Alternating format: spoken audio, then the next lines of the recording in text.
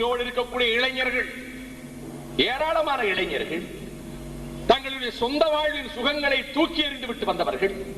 அவர்கள் நெஞ்சத்தில் நாற்காலி கனவுகள் இல்லை, அவர்கள் எண்ணங்களில் சட்டமன்றத்தை பற்றிய பிரமை இல்லை, அவர்கள் உணர்வுகளில் மந்திரிகள் நாற்காலியை பற்றிய கற்பனைகள் இல்லை.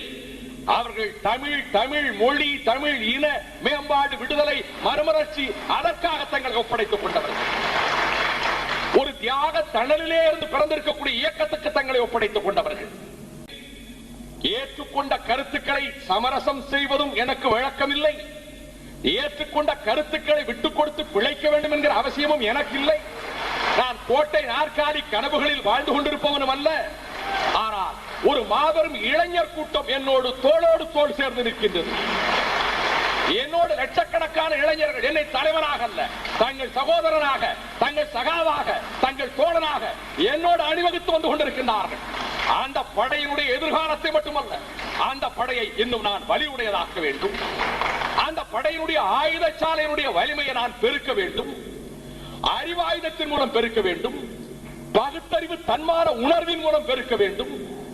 போதைப் பொருளுக்கும் கலாச்சார சீரழிவுக்கும் அடிமைப்பட்டு கிடந்து கொண்டிருக்கக்கூடிய தமிழ் இளைஞர் கூட்டத்தின் பெரும்பகுதியை விடுவிக்க வேண்டும்.